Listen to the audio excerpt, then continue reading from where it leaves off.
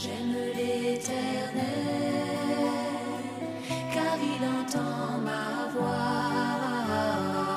Il a penché vers moi son oreille, et je le chanterai toute ma vie.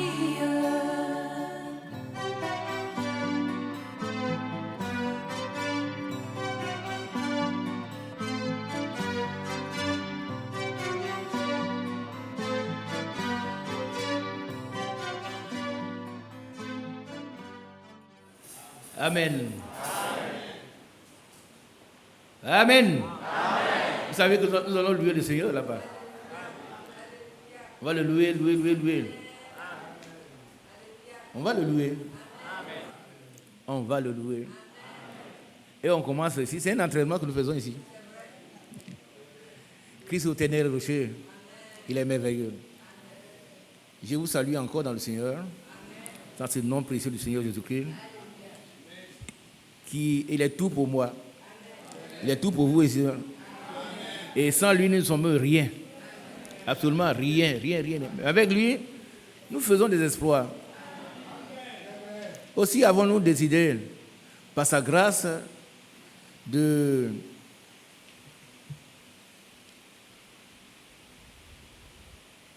parler de la restauration de cette église.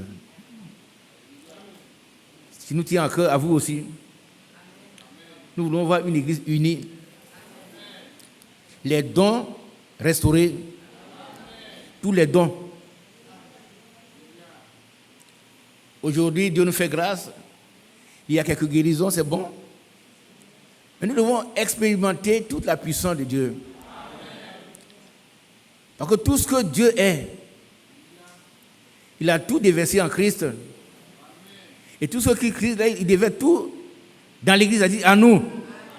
Ce n'est pas dans les murs. C'est en nous qui déverse sa puissance. En tant qu'héritier de la promesse, nous sommes héritiers de Dieu et co-héritiers de Christ. Et cette église qui est aussi une partie de l'épouse, on dit Amen. C'est une réalité, doit être restaurée. Depuis notre propre vie. C'est pour ça qu'on a parlé des relations entre les anciens, les jeunes. Tout doit être restauré. Et quand on voit un frère, nous devons le voir comme Dieu le voit. Et ça, c'est Dieu qui nous donne la capacité de faire. On ne le voit plus comme quelqu'un que nous détestons. Non, on doit le voir comme celui que Dieu voit. Parce que le sang de Jésus-Christ, parce que la Bible dit qu'il s'est acquis cette église par son propre sang. Qui a déjà entendu cela? Ce n'est pas mon sang d'ivoirien. Ce n'est pas le sang d'un homme. Mais c'est le sang de Dieu. Amen. Alléluia. Amen. Cette église est sa propriété. Amen. Et nous ne sommes que des ouvriers, des serviteurs inutiles. Et à lui, toute la gloire, amen, les honneurs, amen, le règne, amen, au siècle des siècles. Amen. Bien-aimés, nous avons la grâce. Et quand j'ai été très heureux de noter ce passage-là de la prédication de Frère Franck ce matin, que la grâce de Dieu nous soit accordée. Parce que c'est incontestable. C'est un don gratuit.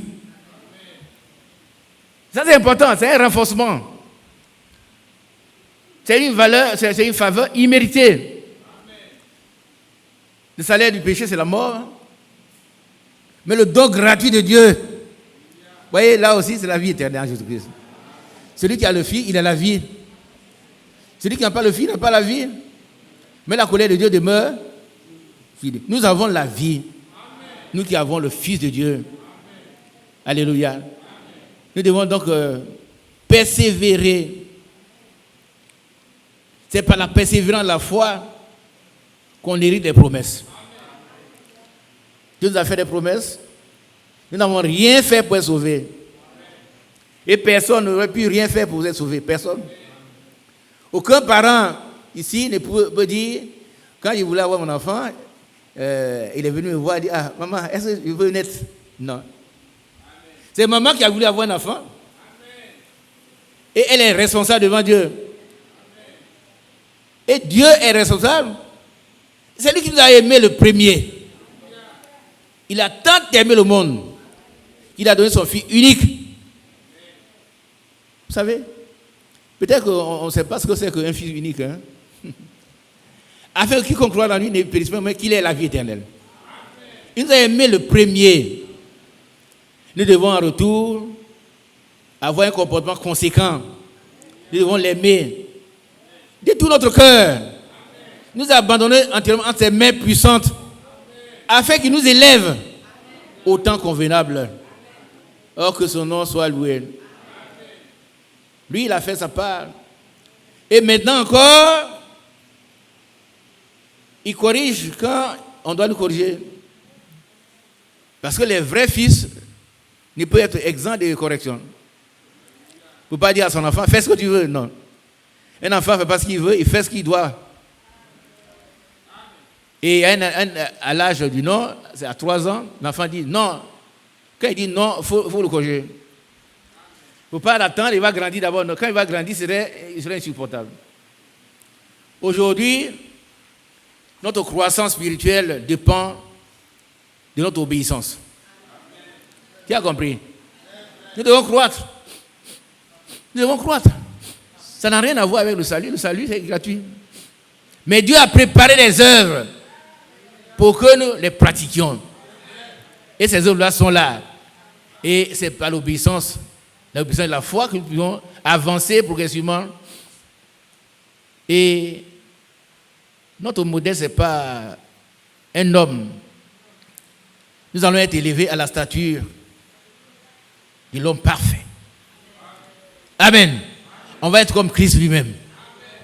C'est quoi l'apôtre dit? Faites tous vos efforts pour ceci, joindre ceci à cela. Sinon, il aurait dit, bon, c'est fini, vous ne faites plus rien.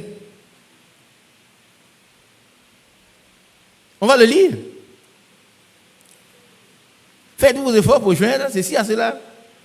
C'est quel passage?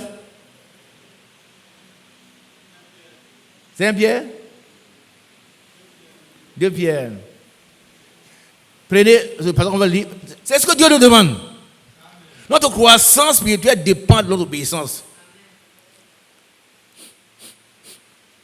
Vous avez un enfant qui est né, qui ne grandit pas, il est malade. Un enfant qui est né là. Il y a des médecins ici, ils savent très bien, moi je ne suis pas médecin. Et il mange, et puis il ne grandit pas. Il est malade. Nous sommes nés. La naissance ne dépend pas de nous. Maintenant que nous sommes nés, nous avons à grandir. Et pour grandir, il faut manger la bonne parole de Dieu.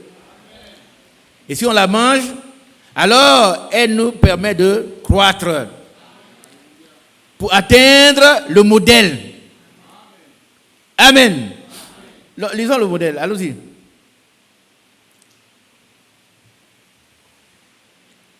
C'est important, je vais aller rapidement parce qu'il y a beaucoup de choses à dire. Celui qui dort, bon, vous voyez, il y en a qui ne veulent pas grandir, ils peuvent dormir, hein, tranquillement. Donnez-lui une natte, il va dormir. Et puis quand on dit Amen, il saute. Amen. Il n'a rien compris. Allons-y. 2 Pierre, chapitre 1, verset 5. Allons-y, mon frère. À cause de cela même, faites tous vos efforts. Ah, est-ce qu'il y a des efforts à faire? Qui a compris cela? On ne s'assoit pas comme ça. Hein? On te donne à manger, la nourriture est là, tu ne manges pas. Il faut manger d'abord. Et puis si ça ne va pas, on va voir le médecin. Mon enfant, il mange, et puis bon, ça ne va pas. Donc, il y a des efforts à faire. Et c'est Pierre. Vous savez que chaque apôtre avait un ministère. Hein? C'est Pierre qui parle. Faites tous vos efforts. Il n'a pas dit, mais croisez les bras maintenant, on est au Koweït. Le Koweït ne s'ouvrira pas. Hein? Tu vas être un nain du Koweït, un nain. Tout petit, tu ne grossis pas, tu ne grandis pas. Mais allons-y, mon frère. À cause de cela même, faites tous vos efforts pour joindre à votre foi la vertu. Amen. Donc la foi seule ne suffit pas, mais il faut ajouter aussi la vertu. Continuons. À la vertu, la connaissance. Oui. À la connaissance, la maîtrise de soi. Alléluia. Vous savez que naturellement, on n'est pas maître de soi. On réagit tout de suite. Il y a des réflexes. Mais quand vous dormez, on marche sur votre pied là. Bah, vous vous réveillez. On doit être. Quelqu'un doit être maître. C'est-à-dire que la maîtrise de soi, il arrive à se calmer, à dominer, à se dominer, à être tranquille. Et ça, c'est Dieu qui le donne. Si nous voulons être parvenus à ce stade-là, Dieu va nous rendre capables. Hein, Hébreux chapitre combien? Oui, il nous rend capables d'accomplir sa volonté. 13. Alléluia. Qui veut avoir la maîtrise de soi? Si on n'a pas de maîtrise de soi, votre fils a cassé un verre. Toi, tu gardes tout ici. C'est quoi même? Ce n'est pas un langage propre. Oh, cette petite fille-là, elle me fatigue. On ne dit pas ça. Ailleurs, il y a les gens qui cherchent à être fatigués, ils ne peuvent pas l'avoir. Toi, on t'a fait cadeau. Dieu a dit, oh, Dieu merci. Dieu merci pour que tu m'as donné quelqu'un qui me fatigue. Vraiment merci. Toutes choses concourent au bien de ceux qui aiment Dieu. Ne dites plus, ah, là tu me fatigues trop. Ah non, on ne dit pas ça. Hein. On doit être reconnaissant. Parce qu'un fils, c'est un don de Dieu. Un fils, c'est un don de Dieu. Donc nous avons quelque chose à faire. Frères, soyez les gens qui sont capables de se maîtriser. On va sortir tout à l'heure, vous allez voir. Quelqu'un peut venir te provoquer. Si tu ne peux pas le maîtriser, vous allez vous battre. On dit, oh, les frères se battent là-bas dehors. C'est pas parce que ce n'est pas un frère, c'est un frère, mais il n'a pas la maîtrise de soi. C'est un frère, mais il ne peut pas se maîtriser. À la maison, au foyer, c'est la même chose. Madame a dit quelque chose, ça devient un problème. Donc la maîtrise de soi, c'est une grande vertu qu'il faut avoir. Alors on est tranquille. Vous savez, quelqu'un a dit que les chrétiens, la Bible est vraie, mais ce sont les chrétiens souvent qui ont des problèmes. Et il avait la maîtrise, ce monsieur. Ce n'était pas un chrétien. Hein? Maintenant, il veut savoir si c'est un chrétien ou pas, ça je ne sais pas. Mais pendant l'hiver, il portait un vêtement léger. Pendant l'hiver. Pendant l'hiver, il portait un vêtement léger. Et nous, ici, on a construit dans la chaleur. Il portait un vêtement léger. Les autres tremblent. Lui, c'est son vêtement léger. Et puis un jour, puisqu'ils étaient colonisés par des gens qui les m'amenaient, il y a les autres voulaient qu'à tout prix se révoltent. Frère, ne suivez pas des conseils comme ça. Qui a bien compris? Ne suivez pas des clans pour vous revolter. Ni ici, ni dans le travail. On a qu'à se révolter. On va faire une pétition. Est-ce que la pétition là, c'est réel, c'est censé, qu'est-ce que ça veut dire? Est-ce que c'est significatif? Est-ce qu'on a raison de faire ça forcé? Il n'y a pas d'autre solution?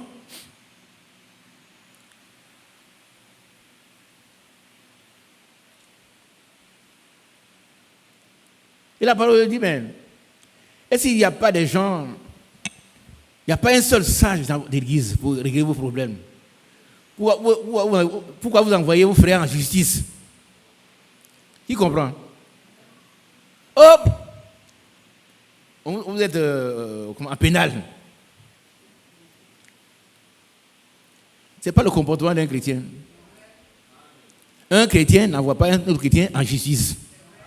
Qui a bien compris cela? Non. Non. Vous allez là-bas, ce sont les gens, les païens. Ah ouais, c'est les chrétiens. Il ne faut même pas régler le petit problème, c'est ici. N'y a-t-il pas des gens sages pour régler le problème? En attendant que ça soit réglé, acceptons de supporter. Amen. La maîtrise de soi, c'est très important. Continuons, frère.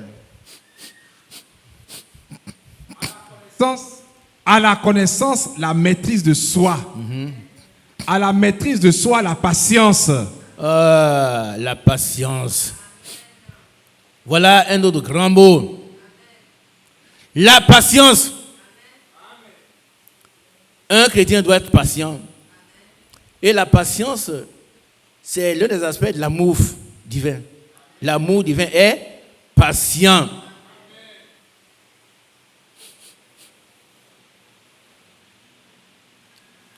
Je dis une petite chose dans l'amour divin, avec tout le respect que j'ai pour vous. Très souvent, les gens qui perdent la deuxième femme, ils ne sont pas patients. Ah oui. Son mari, ça fait 2 ans. C'est là, donc il prend une deuxième femme. Ils vont se marier. Ils ne sont pas patients. La patience consiste à faire quoi? La patience, c'est quoi?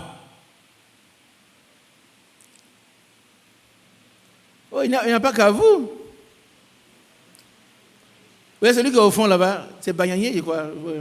Lève-toi. Qu'est-ce que c'est que la patience? Quand on dit que quelqu'un est patient,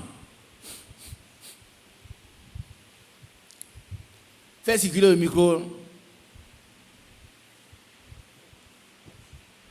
Amen. Selon moi, la patience, c'est d'attendre jusqu'à ce que Dieu fasse sa volonté. C'est d'attendre jusqu'à ce que Dieu fasse sa volonté. C'est l'attente jusqu'à ce que Dieu fasse sa volonté. Dieu fasse sa volonté. C'est bien. Qui donne le diffusion? Voilà, il y a des doigts ici.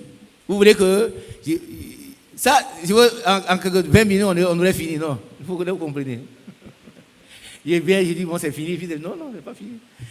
Parce qu'à la maison, vous devez continuer de méditer. Oui, mon frère. Oui, la patience, c'est l'attente dans la souffrance. Attendre dans la souffrance. Attendre, hein? Dans la souffrance. Pas forcément. C'est savoir attendre, mais pas forcément dans la souffrance. Ah bon? Ouais. Ça peut être dans la souffrance, hein? Mais attendre que ce que nous désirons voir se réalise. Pas forcément dans la souffrance. Dieu te bénisse. Amen. Ça peut être dans la souffrance, c'est Jacques chapitre 1. Ça sont les épreuves. Amen. Dieu te bénisse. Nous devons savoir attendre. Il faut être patient et que Dieu doit être patient.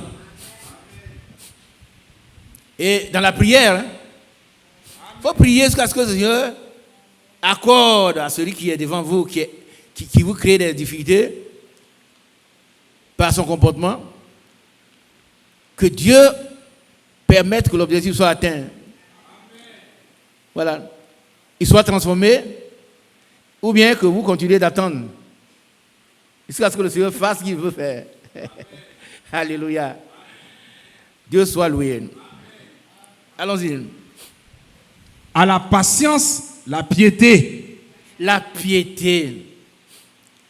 On ne va pas revenir là-dessus. Le mercredi, on a vu que la piété est utile à tout. La piété. Un chrétien doit être pieux. Ça veut dire qu'il doit aimer les choses de Dieu. Quand on dit, par exemple, frère, j'en ai parlé, si le Seigneur me permet, on va venir dormir ici, dans la prière. On jeûne, on prie. Nous voulons la restauration de cette église. Alors, quand on dit ça, ce jour-là, vous allez avoir peut-être ici une trentaine de personnes, là, 20. Les frères n'ont pas eu le temps. Ils ont disparu. Mais alors, si vous voulez vaincre, il faut combattre. Si vous combattez, alors vous serez couronné. Alors, si on disait que, bon, frère Mathias, on va venir veiller ici, chanter les cantiques, louer le Seigneur jusqu'au matin, demander la grâce de Dieu sur cette église, tout le monde devait être là. Tout le monde devait être là. Pourquoi on passe le temps vraiment dans la prière? Et que l'église, d'abord nous-mêmes soyons restaurés, notre propre vie soit restaurée. Par contre, l'église, ce n'est pas les murs, c'est nous. C'est nous d'abord. Et que Dieu nous transforme entièrement. Et que nous puissions exercer le ministère que Dieu nous a donné. Parce que nous sommes des sacrificateurs, hein? Un royaume de sacrificateurs. Chacun de nous est un sacrificateur. Alléluia.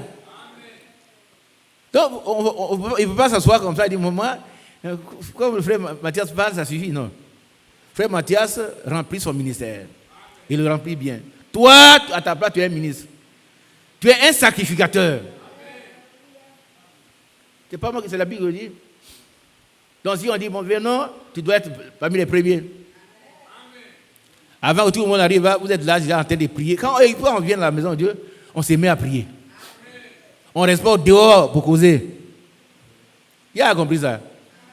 Si on veut passer une nuit ici, tu viens, tu t'assois, et puis tu pries. Tu chantes des cantiques. Il ne faut pas attendre que tout le monde soit là d'abord, et puis toi, tu es au dehors, tu vas. Non. Tu es dans la maison de Dieu, tu commences à prier, à chanter des cantiques. Alléluia. Amen. Donc il faut avoir la piété. Celui qui aime les choses de Dieu. La piété, elle est utile à tout. L'exercice physique est bon, c'est vrai. On a des frères qui sont spécialisés dedans. Mais ça ne suffit pas. Ça ne suffit pas.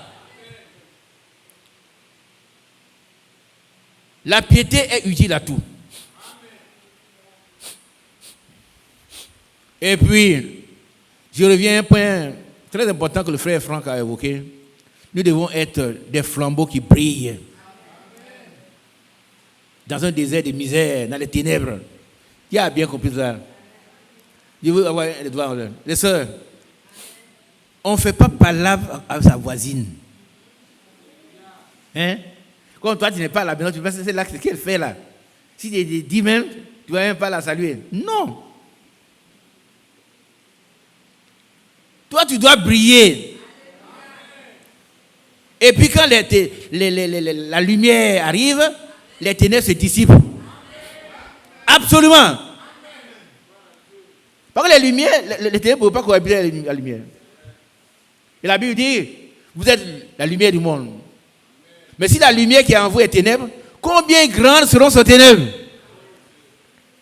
Toi qui dis que tu es chrétien, c'est toi qui vas faire parler à ton voisin, à ta voisine, à ton enfant. On crie chez toi, tout le monde vient régler. Non.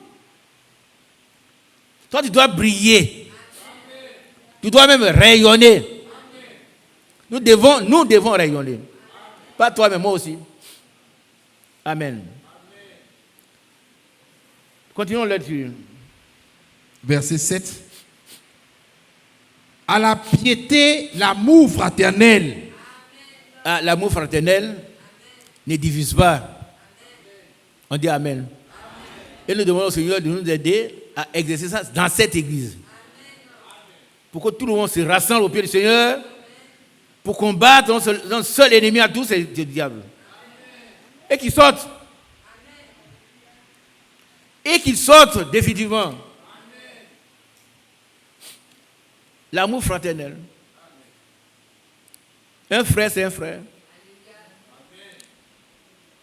Amen. Vous savez, nous ne sommes pas des politiciens. En politique, on fait ce qu'on veut. Il y a des groupements.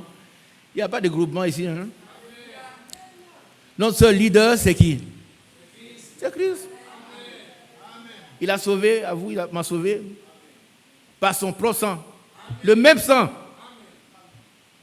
Il n'y a pas un sang pour vous, c'est pas un pour moi. Donc en tant que tel, je le considère comme mon frère et comme étant au-dessus de moi. Ah oui, oui, oui. Si on en arrive là, et Dieu va me permettre d'en arriver. Nous voulons que l'Église soit restaurée. Nous-mêmes d'abord restaurés. Un seul troupeau, un seul berger qui est Jésus. Amen. Un seul troupeau et un seul berger. Et nous allons aller progressivement. Dieu va faire son travail dans cette église. Et le temps où il dit, rassemble mon peuple pour que je lui parle. Pas divise. Non, non. Pas divise, il a dit rassemble. Alors priez, la dernière fois, j'ai demandé que vous priez pour moi. Priez pour moi. La nuit, quand je dors, il me réveille, puisqu'on va dire, ah, comment ça va se faire? Mais tu es Dieu. Il dit, comment ça se fait? Toi, tu es Dieu, c'est toi. Moi, je suis trop. Je ne dis même pas insignifiant, inexistant. Donc, c'est ton œuvre, hein, ce n'est pas la mienne. C'est ton nom qui est engagé. C'est ton nom qui est engagé. C'est toi qui as dit, paissez le troupeau de Dieu, qui s'est acquis par son propre sang. L'église du Seigneur qui s'est acquis, ce n'est pas le sang d'un homme. Donc celui qui a été racheté par le sang, c'est mon frère. Mais nous allons aller progression. Dieu va nous aider. Il va mettre en nous la sincérité. Dites Amen. Les hypocrites leur place à l'enfer. Hein? Ah oui, oui. Les hypocrites sont des menteurs. Mais avec Dieu, nous allons progresser. C'est lui qui conduit, ce n'est pas nous. Hein? Je n'ai pas un jour dit, oh, c'est fini, non. Et nous croyons que Dieu va nous aider à rassembler son peuple dans un seul troupeau. Et lui sera toujours la tête. C'est toujours lui qui est la tête. Hein? Lui seul. Lui et lui seul. Continuons à lire, frère. À l'amour fraternel, la charité. La charité, c'est quoi? C'est l'amour divin. Voilà. Ouais, la progression. Progressivement, on va arriver à la charité. C'est-à-dire l'amour divin. L'amour divin, quand nous sommes à Ouaga en 2016, Frère Franck a prêché ceci, il dit voilà. En ce qui concerne le salut, Jean 3,16 suffit. Mais pour cette élite que nous constituons, il faut accepter ces messages. Et dans l'amour fraternel. Ah oui.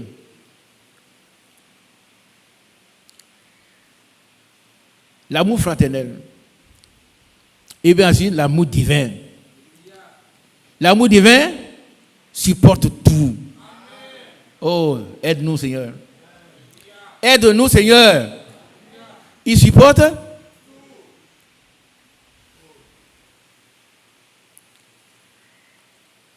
Bien aimé que Dieu nous aide. Il va le faire. Hein? Vous savez, quand vous voulez être aidé, alors Dieu vous aide. Et nous sommes disposés à être aidés. L'amour divin, qui est la charité, la Bible dit dans 1 Corinthiens 13, l'amour supporte tout. Même on peut avoir tous les dons, mais si la charité n'est pas là, nous n'avons rien. Nous n'avons rien. Hein? Nous n'avons rien. Nous n'avons rien. Mais si cet amour est là, alors Dieu va nous rendre capable de supporter tout. Continuons. Verset 8. Car si ces choses sont en vous et ils sont avec abondance, elles ne vous laisseront point oisifs. Amen. Alléluia. Les gens qui sont oisifs sont des... Quand vous êtes oisif, le diable vous utilise. Vous n'avez rien à faire. Vous avez du travail à faire, vous allez critiquer. Vous allez critiquer. Bien aimé. On va se mettre à critiquer. Oh, lui là, non. Peu importe ce qu'il a fait. Mais il reste ton frère. Ah oui. Peu importe ce qu'il a fait. Mais il reste son frère. Puisqu'il a été racheté au même prix que toi. Que Dieu nous amène à ce niveau-là. À ce stade-là. Sinon, on peut avoir tous les dons, faire des miracles, ceci, cela, on va remplir. Il y en a qui courent après les miracles. Mais nous, les miracles nous accompagnent. Ouais. Voilà une distinction. Ce n'est pas les miracles. Hein. C'est aimez-vous les uns les autres comme vous aimez. C'est à cela que le monde entier saura que vous êtes mes disciples. Et les miracles vont vous accompagner.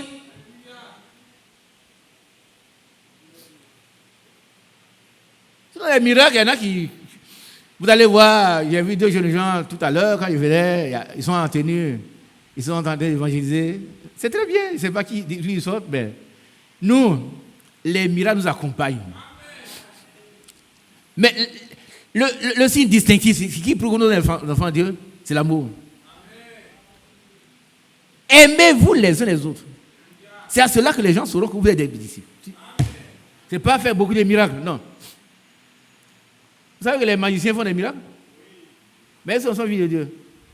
Ils sont fils de Dieu? Non.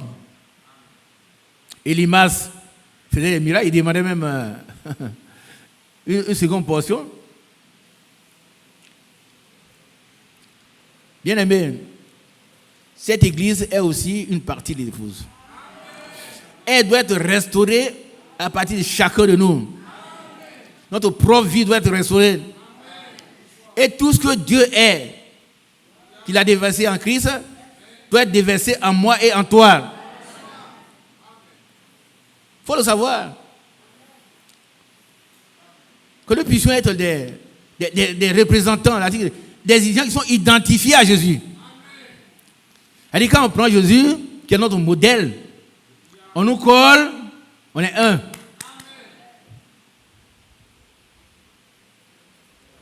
On est d'accord? Continuons la lecture. Elles ne vous laisseront point oisifs, ni stériles pour la connaissance de notre Seigneur Jésus-Christ. Oisif ou ni stérile. C'est-à-dire, si ces choses ne sont pas en nous, on est stérile. On ne produit pas. On ne produit pas. On reste seul. On n'est pas productif. Revenons en arrière. Faisons tous nos efforts. Et Dieu est capable de nous amener à faire tous ces efforts. C'est lui qui produit en nous le vouloir le faire. Ce n'est pas nous. Mais nous désirons seulement, désirons. Acceptons de vouloir faire des efforts et puis Dieu va accomplir ces efforts à notre place. Ouais, il va le faire. Hein? Il va le faire.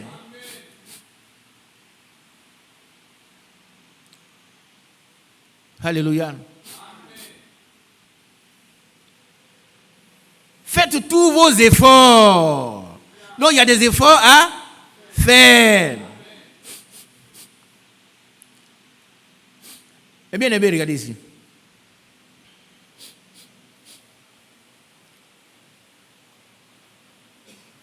Si vous voyez, quand je parle, je veux faire une nette distinction entre ceux qui font leur propre œuvre, ceux qui ne savent pas de quoi nous parlons, ils font leur propre volonté, ils ne sont pas des dieux. leur vie ne dépend pas de Dieu. Et ce sont des gens du monde. Et ils peuvent s'asseoir même ici. Voilà. Ils peuvent s'asseoir ici. Alors ceux-là, quand ils commettent un péché, ils continuent à pécher. Ils continuent à pécher. Ils continuent à pécher et ça ne leur dit rien. Donc c'est leur nature. Qui comprend? Celui qui est né de Dieu ne pêche point. Ce n'est pas moi qui l'ai écrit, c'est 1 Jean, chapitre 5, verset, combien on va lire? Celui qui est né de Dieu ne pêche point. Dans une autre tradition, on dit, ne pratique jamais le péché. Il se garde lui-même. Et le malin ne le touche pas. Dieu nous demande à chacun de nous de faire tous nos efforts pour que notre vie soit restaurée. Pour que nous puissions pratiquer l'amour vrai. Et pour que l'Église soit restaurée. Toutes les puissances sataniques soient détruites, jetées au dehors. C'est vrai. Que nous soyons libérés de... Parce que quand quelqu'un dit, bon, il faut... Le frère, il n'est pas bon, donc il ne faut pas l'écouter. Et frère Branham a dit quelque chose, il dit, voilà, il faut toujours relever ce qui est bon chez le frère. Regardez ici. Voilà ce que le frère m'a dit. Relevez toujours ce qui est bon chez le frère. C'est tout. Qui a compris? Tu vois un frère, il a beaucoup de défauts, mais cache ses défauts. Si tu peux aller l'aider, va l'aider entre nous deux. Mais ce que tu dois relever, c'est ses qualités. Ah oui. C'est pas toi qui vas prendre le téléphone, alors. Vous voyez, frère, vous là qui lit avec le frère Isaac, là, c'est un mauvais garçon. Non. Si tu as constaté quelque chose, frère, vous va le voir. Vous allez régler ça en vous. Mais ce que tu dois savoir que frère, vous, c'est un brave frère. Ah oui, c'est un brave frère. C'est tout. Ne prêtons pas notre bouche au diable. Pas au diable, mais à Satan. Jamais. Chacun doit dire, Satan, tu ne passeras jamais par, tu ne passeras plus jamais par moi. Pour critiquer les frères, pour chercher à voir tel frère, il est très mauvais. Non, il faut... Non. Il faut voir ce qui est bon dans le frère, c'est ce qu'il faut mettre en exergue. Le reste, tais-toi. Si tu ne peux pas aller le voir pour régler, tu t'éteins. Si tu es capable, tu vas l'aider. Si tu n'es pas capable, tais cela, et puis ce qui est bon, voilà. Ça, mon frère.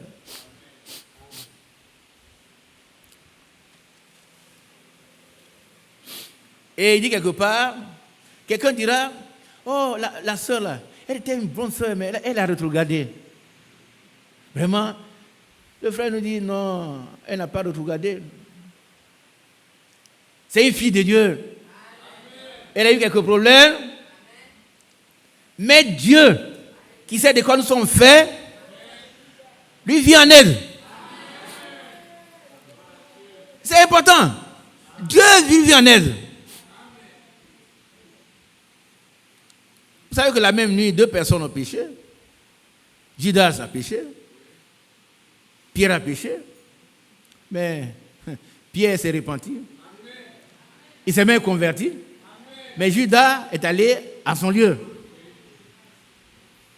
Un fils de Dieu ne pêche pas. Qui a bien compris? Ça ne concerne pas ceux qui ne sont pas fils de Dieu. C'est-à-dire quelqu'un qui est là, qui veut le mal, il court après les femmes, la boisson, n'importe quoi, et puis il est content, ça veut dire qu'il n'a jamais été fils de Dieu. Qui a bien compris ça? Il n'a jamais été fils de Dieu. C'est un païen. Écoutez-moi bien. Si quelqu'un est assis ici, et puis il fait ce qu'on ne doit pas faire, nous devons être sur la même direction qui est Jésus-Christ. Toi, tu fais ce qu'on ne doit pas faire, et puis ça te dit rien, ça veut dire que tu es un pécheur. Tu n'as jamais été sauvé. Vous pouvez me poser la question après. Qui comprend cela? Tu n'as jamais été sauvé. Mais si c'est un fils de Dieu, dès qu'il commet une erreur, il ne donne jamais de sommeil à ses yeux. Ah oui. La nuit, il se réveille. Il dit, ah, pourquoi il n'a pu faire ça? Seigneur, viens à mon aide. Le Seigneur règle le problème. Et puis il avance. Donc s'il tombe 7 fois, le Seigneur le rétablit. Mais l'autre là, c'est un pécheur, c'est sa nature. Non, lui, il fait les choses. Écoutez, et tout le monde est comme ça. Mais un fils de Dieu n'est pas tout le monde. Un fils de Dieu, il n'est pas tout le monde. C'est un fils de Dieu. Et en tant que tel, il doit ressembler à son Père. Et Dieu prend soin de le réhabiliter lorsqu'il tombe dans les erreurs. On ne parle même pas des péchés. On ne parle pas des péchés. 1 Jean 5, un fils de Dieu, celui qui est né de Dieu, ne pêche point. Ce n'est pas moi qui le dis, c'est la parole de Dieu. Il peut tomber dans des erreurs, mais ces erreurs-là, le Seigneur le réhabilite.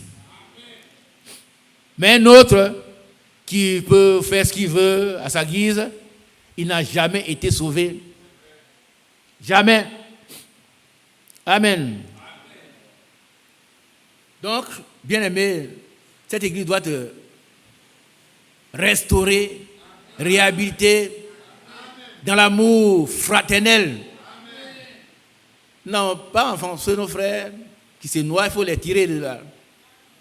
Amen. Et Dieu va nous donner le pouvoir de le faire. Parce que nous voulons le faire. Nous voulons le faire, non pas de force. Mais lui, il va le faire. Il va le faire. Parce que cette église est une partie de l'épouse. Nous devons passer par la repentance. Nous tous. Nous tous. Amen.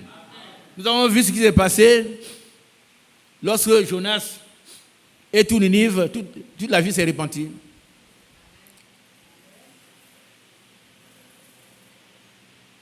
Nous voyons le dévastateur détruire tout. Et c'est Dieu lui-même qui était en train de détruire parce que les gens étaient désobéissants. Mais nous avons vu à la fin comment Dieu a rétabli son peuple. Et il a dit, il n'y aura plus jamais de confusion. Amen. Plus jamais de confusion. Gloire à Dieu. Alors, nous allons reprendre le psaume 150 avant d'avancer. Voilà le psaume 150 avant d'aller dans Joël. Non, 130, pardon. Écoutez très bien, mais bien, bien. Si vous avez retenu, vous êtes des enfants de Dieu, et celui qui est né de Dieu ne peut pécher. Qui a le verset? Qui a le verset qui dit, celui qui est né de Dieu ne peut pécher? Oui, tu as ça? Mais toi, tu dis beaucoup de choses à la fois. Donc, Figo, dépêche-toi. C'est pas moi qui le dis. Mon frère Isaac dit, maintenant, nous, on ne peut plus pécher. Non, mais c'est pas moi. C'est Dieu qui dit, on ne peut plus pécher. 1 Jean 5, verset 18. Ou avant, c'est pas. 1 Jean 5, verset 18. Bon. Nous savons. Allez, est-ce que vous comprenez? Suivez ce qu'on dit de nous. Il y a deux mondes. Nous sommes les fils de Dieu. Nous sommes nés de Dieu. Voilà. Nous ne sommes pas tout le monde. Tout le monde fait ce qu'il veut. Bon, tout le monde n'est pas un fils de Dieu. Mais un fils de Dieu, c'est un fils de Dieu. Et il est fait à l'image de son Père. Vous savez, un jour, j'étais quelque part, ça c'est l'année lointaine, hein, et puis je vois quelqu'un qui me voit, il dit, mais hé, jeune homme, tu es le fils de mon frère Sombo? Moi, je ne l'avais jamais vu. Jamais. On était dans un bar en train de manger quelque chose. Il dit, tu es le fils de mon frère Sombo? Il dit oui. Il est tombé sur moi, m'a embrassé. Comment il avait reconnu? Comment m'a-t-il reconnu? Moi, je ne l'avais jamais vu. Il ressemblait à son frère. Amen. Il est venu m'embrasser, c'était bizarre, mais il m'a donné à manger. Il dit, ah, toi, tu es le fils de mon frère Sombo? Si ça allait dire à son père, j'ai vu quelqu'un qui dit que tu es son frère. Un fils doit être identifié à son père. Et nous allons en arriver là. Et mettre le diable dehors de l'assemblée. Continuons. Nous savons que quiconque est né de Dieu ne pêche point. Bon, alors, Figo, c'est toi qui dis ça? Non, c'est la parole de Dieu qui le dit. Voilà. Ah, on va dire, mais comment vous êtes arrogant? Comment vous pouvez dire que vous ne péchez point? Ça veut dire quoi? Ça veut dire que notre comportement, quand on tombe dans les erreurs, Dieu ne considère pas comme un péché. Ça ne vous fait pas du bien. J'ai dit, quand toi tu es allé, et puis bon, tu as dit quelque chose de faux, en tant que fille de Dieu, Dieu ne considère pas comme un péché. Amen. On dit Amen. Amen. Parce que tu as fait une erreur. Et il va régler ça comme il a réglé la situation de Josué. En dehors du diable. Ouais. Ça vous paraît bizarre, hein? C'est la parole de Dieu. C'est ce qu'il faut. Celui qui est né de Dieu ne pêche point. C'est clair. Est-ce qu'il ne fait pas d'erreur? Non. Aussi longtemps qu'il sera encore dans la chair, il va faire des erreurs. Mais ces erreurs sont des erreurs.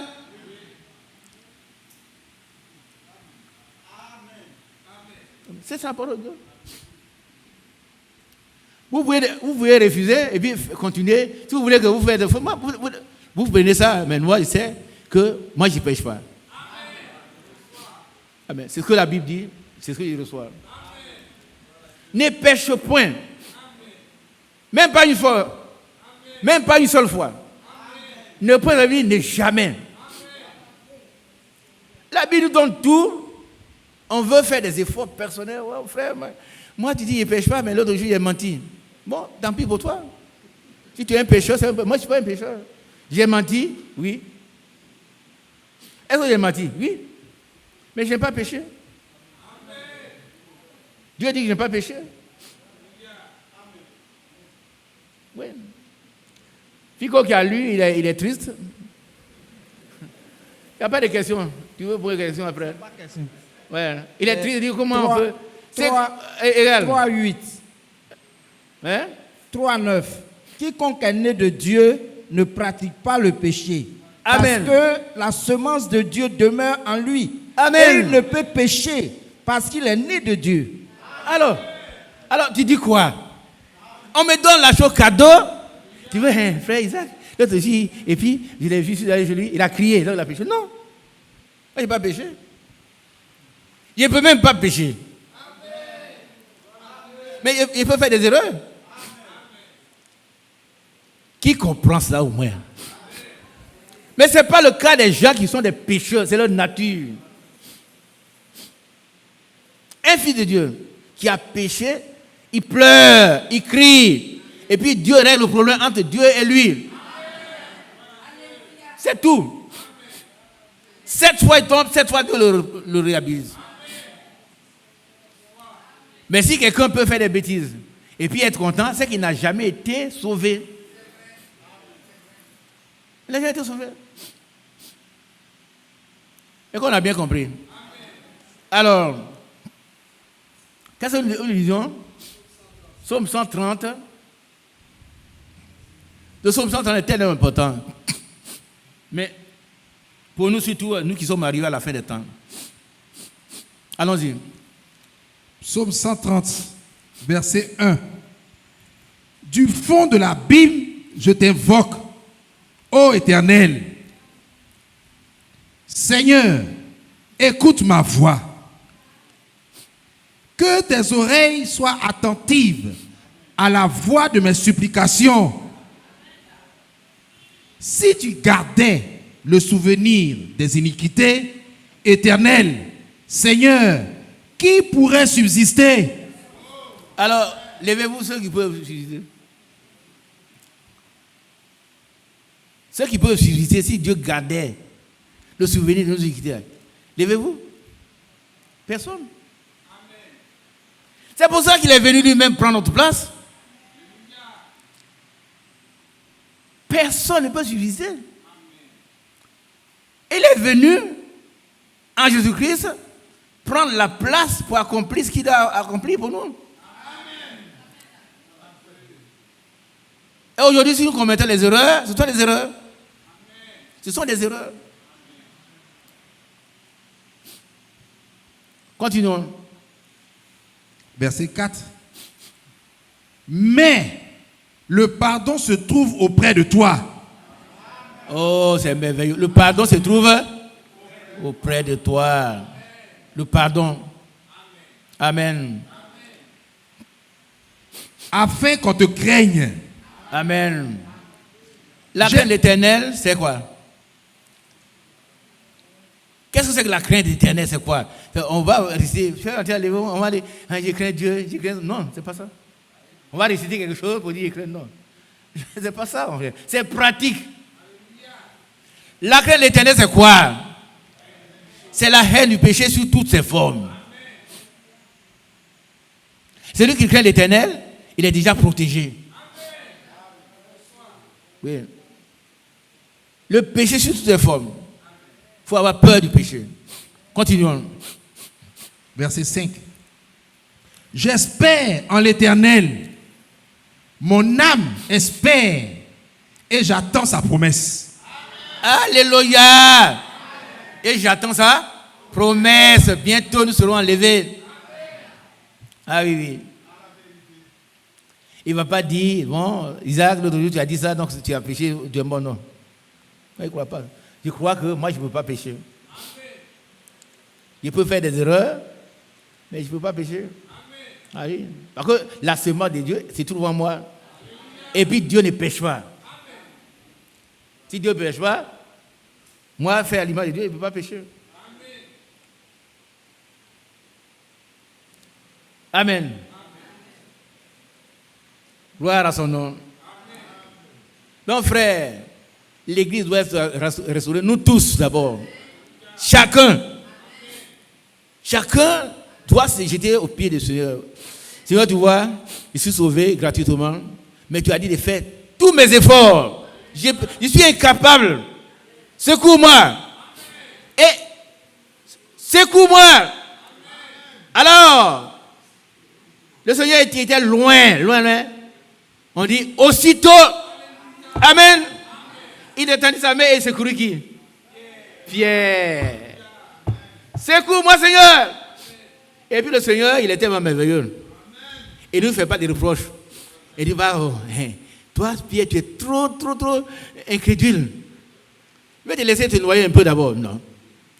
Quand nous disons au secours, immédiatement il intervient. Et si c'est après seulement, il nous dit, pourquoi as-tu douté? Quel amour! Quel amour! Il nous secoue d'abord. Et puis il nous reprend, il dit, pourquoi as-tu douté? La main de Dieu est puissante. À distance, elle se voit combien de kilomètres le Seigneur était.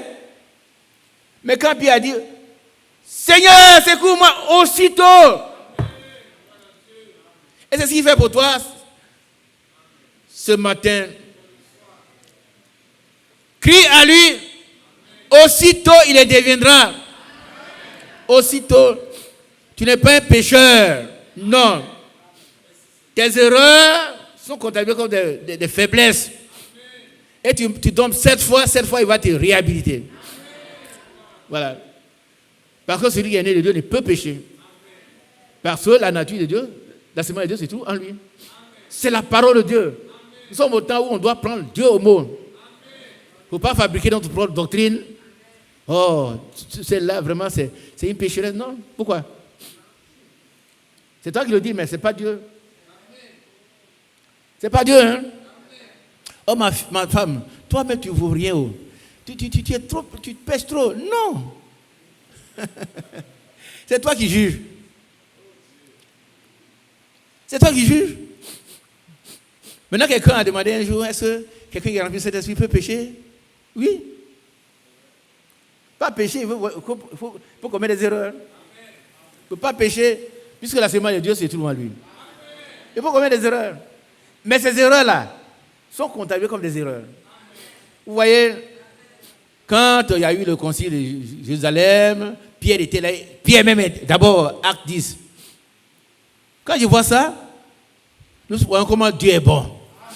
Regardez un peu. Dans acte 10, Pierre ne voulait pas manger d'animaux impurs. Mais quand il est allé chez Corneille, il a vu que ce que Dieu considère pur doit être considéré comme pur. N'est-ce pas? N'est-ce pas?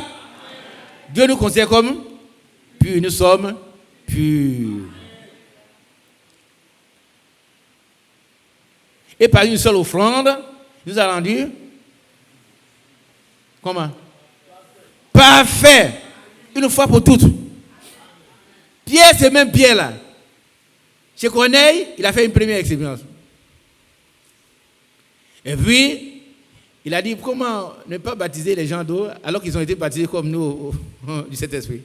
Ça, c'est fini. C'est le même Pierre. Hein? Et puis un jour, il y a eu une discussion. Les gens sont venus d'Antioche. On a envoyé des gens. Pierre a défendu encore la même doctrine que ce qu'on doit faire, c'est de...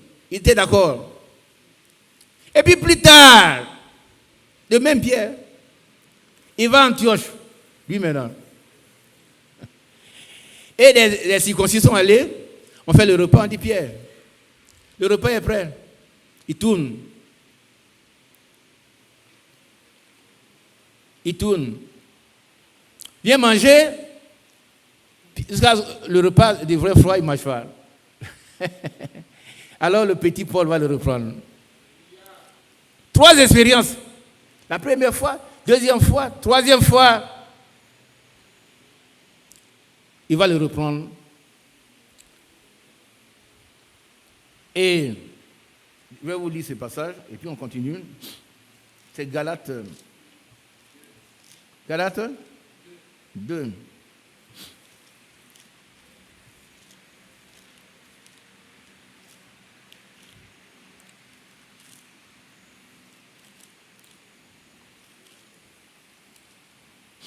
Pierre n'avait pas péché.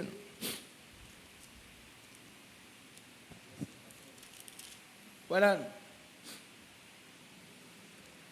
Mais lorsque Céphas vint à Antioche, je lui résistais en face parce qu'il était répréhensible. Amen. En effet, avant l'arrivée de quelques personnes envoyées par Jacques, il mangeait avec les païens. Et quand elles furent venues, il s'esquivait. Il s'esquiva. Il se cache maintenant. Quand le repas est prêt, Pierre, on ne voit plus Pierre. Voilà comment l'homme est faible. Ouais. Et c'était à l'écart, par crainte des circoncis. Avec lui, les autres juifs usaient aussi de dissimulation, en sorte que Barnabas même fut entraîné par leur hypocrisie. Mais il n'a pas péché. Dieu, il a eu des faiblesses. Alors il n'a pas péché. Et quand le petit Paul l'a repris, on n'a plus jamais entendu un tel comportement. Amen. Oh, il aurait dit, mais moi, toi petit Paul là, tu n'as même pas vécu avec Jésus. Je suis l'apôtre Pierre. j'ai reçu les clés du royaume. Toi, tu es qui? C'est moi qui ai reçu le jour de la Pentecôte. Qui a ouvert le ciel? Et toi, un Paul. Mais quand Paul l'a repris, il était répréhensible. Il s'est mis dans la position juste. Un fils de Dieu ne pêche pas. Il commet des erreurs, il se repent, Dieu le réhabilite. Amen. Amen. Alors, bien aimé, on a fini le psaume 130, on a tout lu. On va tout lire et puis on va terminer par Joël. Psaume 150. 130, verset 6. 130, pardon. Mon âme compte sur le Seigneur. Amen. Mon âme. Qui est d'accord avec ça? Mon âme compte sur le Seigneur. Il y a des efforts à faire. Mais je ne peux pas. Il y a des faiblesses comme on a vu notre ami Pierre. Mais mon âme compte sur le Seigneur. Allons-y. Plus que les gardes ne comptent sur le matin. Que les gardes ne comptent sur le matin. Ouais. Israël, mets ton espoir en l'Éternel. Amen. Église d'Abidjan. Mets ton espoir en l'Éternel. Isaac, mets ton espoir en l'Éternel. En lui seul, en lui seul. Pas un homme. Non. Un homme peut me décevoir. Et puis s'il me déçoit, ce n'est pas sa faute, il est faible. Tu mets ton espoir à un homme, tu es déçu. Déçu. Déçu, hein? Mais tu mets ton espoir à l'Éternel, tu es en sécurité. Continuons. Car la miséricorde est auprès de l'Éternel. Et la rédemption est auprès de lui en abondance. Oh, tu es merveilleux, Seigneur. Et ça, c'était dans une dispensation antérieure au sacrifice de Jésus. Est-ce qu'on peut dire que les saints de l'Ancien Testament étaient des incrédules? Est-ce qu'on peut le dire? Qui comprend? Est-ce que moi, il peut enseigner ici que les saints de l'Ancien Testament étaient des incrédules? C'est pas possible, c'est contradictoire. Voilà David qui parle de la rédemption, qui est en abondance. Et elle est totale. Et c'est plus tard que Jésus va venir accomplir ce que David dit ici. Alors, aujourd'hui, si David pouvait le dire il y a combien d'années, moi je dois le dire plus. Il doit être heureux de savoir que la rédemption dont parle David a été accomplie en mon temps. La pénalité a été payée. Je peux crier comme Jérusalem. Alléluia. Je ne me laisserai plus j'avais trompé par le diable. Et toute ma vie doit être restaurée. La tienne aussi. Qui va le faire? C'est le Seigneur. C'est le Seigneur qui va le faire. Alléluia. On a fini avec le psaume 130. Verset 8. C'est lui qui rachètera Israël de toutes ses iniquités. C'est lui qui rachètera Isaac. Et il a déjà racheté Isaac. Qui est d'accord? On l'a dit, c'est lui qui a racheté Isaac. C'est lui qui a racheté Olivier. C'est lui qui a racheté à vous. Il s'est déjà fait. Il nous a racheté. Il n'y a pas un autre rachat, frère. Il y a quelqu'un qui est venu voir, bon, on va racheter, sa fille est malade, on va la racheter. Un voleur, qui donne le nom de pasteur. Un voleur. Il va venir prendre l'argent pour racheter son âme. Il dit, appelez-moi, c'est un voleur. Ah oui, oui. Il va aller racheter l'âme de la personne. Ça, c'est un voleur. Il suffit d'aller coudre un costume au dos retourné et puis je suis pasteur. Et s'il devient voleur? Est-ce que vous comprenez un peu? Ce sont des voleurs. Si vous avez l'argent, utilisez-le pour votre bien. Personne ne vous a racheté, c'est Jésus-Christ. Et c'est gratuitement.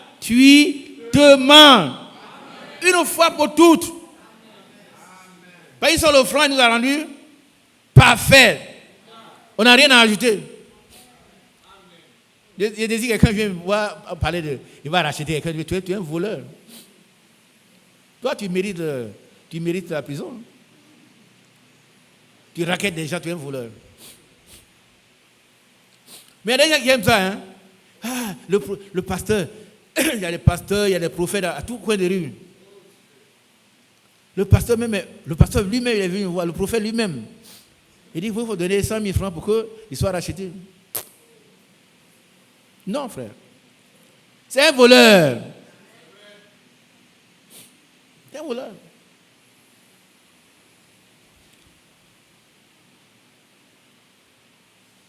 Et très souvent, des gens qui ont des petits brochures, ils lisent et puis ils tirent quelque chose, mais ils ne veulent pas venir à la source.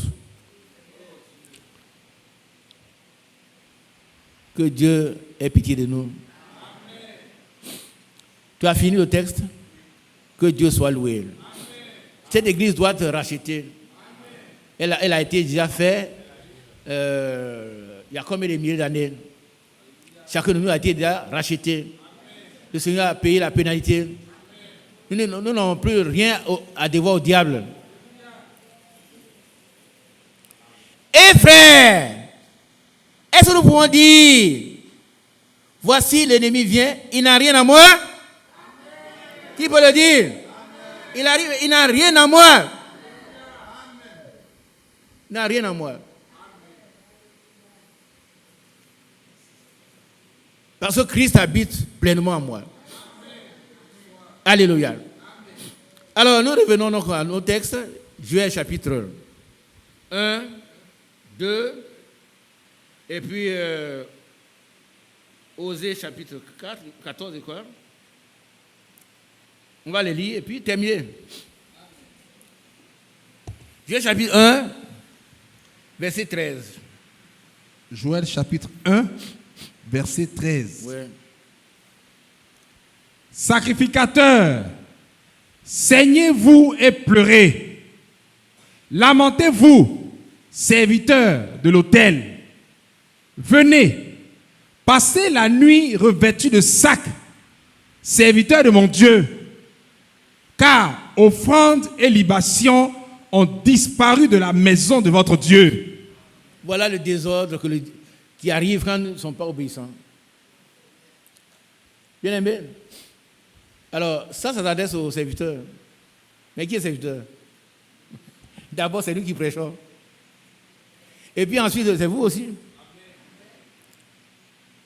C'est chacun de nous. Parce que nous sommes un royaume de sacrificateurs. Un royaume et des sacrificateurs. Alléluia. Nous devons porter haut les vertus du Seigneur. Nous devons le laisser restaurer. Nous devons crier à Dieu jusqu'à ce qu'il Dieu dit, voilà, j'arrête le ravage. Oh, c'est Dieu lui-même qui détruit. Hein. C'est lui qui détruit. Par contre, on désobéit. Continuons. Verset 14. Publiez un jeûne, une convocation solennelle. Assemblez les vieillards, tous les habitants du pays, dans la maison de l'Éternel, votre Dieu, et criez à l'Éternel. Verset 15. Ah, quel jour! Car le jour de l'Éternel est proche. Il vient comme un ravage du Tout-Puissant. Amen. Amen. Mais Dieu aura pitié de nous. Amen. Nous allons au verset 12. Non, on va prendre verset chapitre 2, à partir du verset 1er. Joël chapitre 2, verset 1. Sonnez de la trompette en Sion. Faites-la retentir. sur ma montagne sainte. Que tous les habitants du pays tremblent, car le jour de l'Éternel vient, car il est proche. Amen. C'est vrai. Que son nom soit loué. Continuons. Verset 2. Jour de ténèbres et d'obscurité, jour de nuée et de brouillard, il vient comme l'aurore, se répand sur les montagnes. Voici un peuple nombreux et puissant, tel qu'il n'y en a jamais eu et qu'il n'y en aura jamais dans la suite des âges. Devant lui est un feu dévorant et derrière lui une flamme brûlante. Le pays était auparavant comme un jardin d'Éden et depuis, c'est un désert affreux. Rien ne lui échappe. Bien aimé, voilà, la désobéissance nous amène là. Vous allez voir une vie ruinée, quelqu'un qui était bien, et puis brusquement, sa vie devient un véritable désert. Mais la seule chose qui arrête la colère de Dieu, c'est la repentance. Et c'est pour ça que nous sommes là. Nous allons crier au Seigneur, demander pardon. Ça dépend de nous. Quel jour vous voulez qu'on vienne ici, on le fera. Il ne faut pas venir en retard. Si on est d'accord, si on se met d'accord, je dis merci. On vient, on se met là jusqu'au matin. On pleure devant le Seigneur. Pour qu'il me restaure, il restaure l'église. Quand il restaure tout.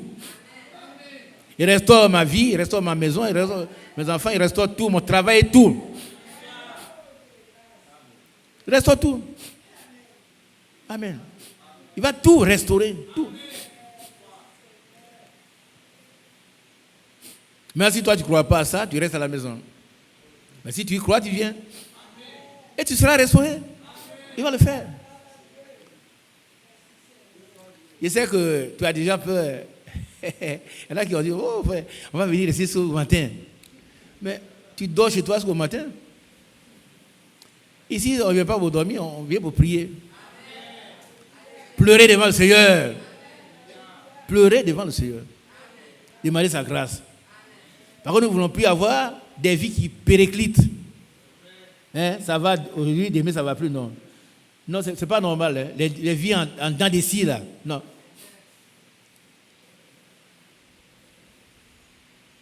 Dieu doit nous restaurer. Amen. Continuons. Verset 4. À les voir, on dirait des chevaux, et ils courent comme des cavaliers. À les entendre, on dirait un bruit de chars sur le sommet des montagnes où ils bondissent. Verset 12. Verset 12. Ouais. Maintenant encore, dit l'Éternel, revenez à moi de tout votre cœur, avec des jeûnes, avec des pleurs et des lamentations. Amen. Et ce n'est pas encore tard. Ce n'est pas encore tard que nous soyons réhabilités, l'Église soit réhabilitée, que notre vie soit restaurée. Que l'Église soit un seul peuple. Conduit par un seul berger, le souverain pasteur. C'est lui le souverain pasteur. Ce n'est pas encore tard.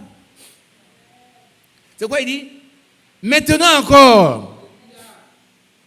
Même malgré ce que vous voyez comme difficulté, il est encore possible que Dieu vous restaure. Ce n'est pas encore tard. C'est maintenant qu'il faut chercher Dieu. C'est maintenant qu'il faut chercher Dieu. C'est maintenant qu'il faut. C'est maintenant qu'il faut chercher Dieu. Après l'âme, ce sera trop tard. C'est maintenant qu'il faut chercher Dieu. C'est maintenant. Il faut chercher Dieu. C'est maintenant qu'il faut chercher Dieu. Sinon, après la mort,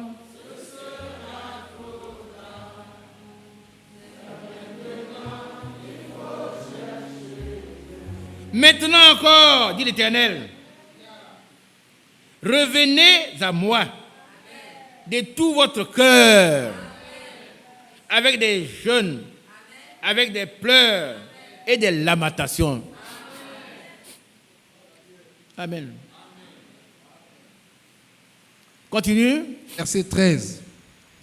Déchirez vos cœurs et non vos vêtements, et revenez à l'Éternel, votre Dieu, car il est compatissant et miséricordieux, Amen. lent à la colère et riche en bonté. Amen. Et il se répand des mots qu'il envoie. Qui sait s'il ne reviendra pas et ne se repentira pas, et s'il ne laissera pas après lui la bénédiction. Amen. Et c'est ce qu'il va faire. Tu as quel verset? 14. 14. Alléluia. Alléluia. On va lire les 12, 13 et 14. On va les relire. C'est très important pour nous. Allons-y, mon frère. Joël chapitre 2, verset 12. Maintenant encore, dit l'Éternel, revenez à moi de tout votre cœur, avec des jeûnes, avec des pleurs et des lamentations. Déchirez vos cœurs et non vos vêtements, et revenez à l'Éternel, votre Dieu, car il est compatissant et miséricordieux, lent à la colère et riche en bonté, et il se répand des mots qu'il envoie. Qui sait s'il ne reviendra pas et ne se repentira pas, et s'il ne laissera pas après lui la bénédiction. Amen. Amen. Alléluia. Amen. Dis le verset 15. Sonnez de la trompette en Sion. Publiez un jeûne, une convocation solennelle. Assemblez le peuple.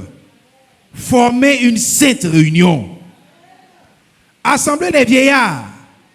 Assemblez les enfants. Même les nourrissons à la mamelle. Amen. Amen. Verset 23. Et vous, enfants de Sion, On va lire à partir du verset 21. terre, ne crains pas. Sois dans l'allégresse et réjouis-toi. Car l'Éternel fait de grandes choses. Bêtes des champs, ne craignez pas.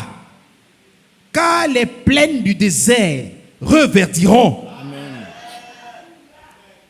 Car les arbres porteront leurs fruits. Oui. Le figuier et la vigne donneront leur richesse. Amen. Et vous, enfants de Sion, soyez dans l'allégresse et réjouissez-vous en l'Éternel votre Dieu, car il vous donnera la pluie en son temps. Amen. Oh, ça c'est beau. La pluie, c'est la bénédiction. Il vous donnera la pluie en son temps. Et ce temps-là, c'est maintenant. Amen. Continuons. Il vous enverra la pluie de la première et de l'arrière-saison, comme autrefois. Oh, c'est bon. Hein? On ne va plus parler de stérilité, on ne va plus parler de ciseaux. On va...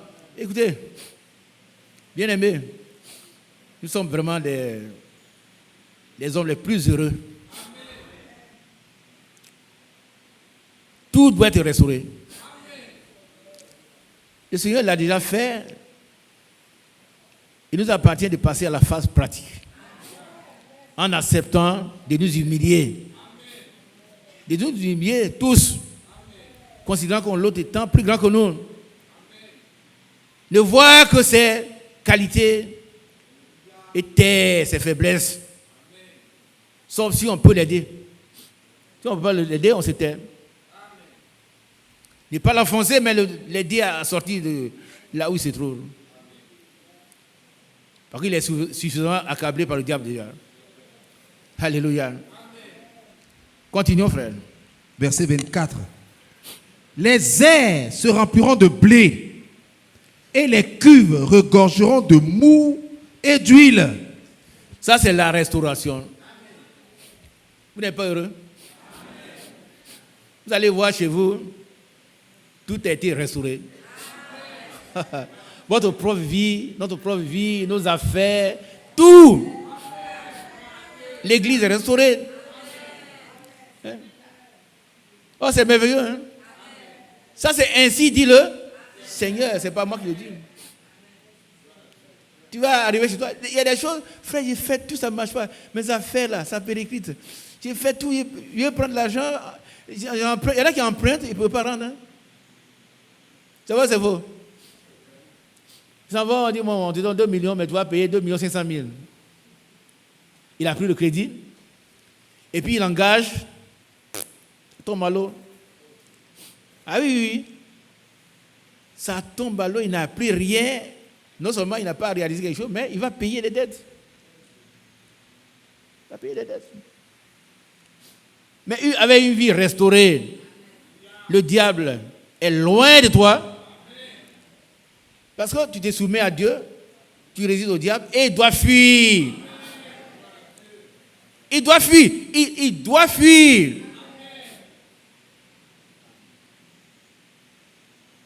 Est-ce que vous comprenez un peu? Qui suit? Le diable doit fuir. Ne prenez pas les paroles du diable comme paroles d'évangile. Ah, mais toi, tu vois, le vieux, il raconte des histoires. Non. Moi, je suis certain de ce que je suis en train de dire. C'est parce que c'est la Bible. Ce que moi-même je pense, ça n'a pas de valeur. Mais ce qu'il dit, c'est sorti de la Bible, là, ça, il croit à ça.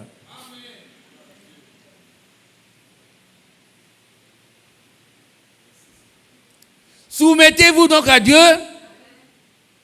et résistez au diable et il fuira loin de vous. Donc c'est le démon qui est là, d'où qu'ils viennent, en train de gâter tes activités, il va fuir. Ah oui. Il va fuir. Nous ne pêchons pas l'évangile de la prospérité, mais la prospérité nous accompagne.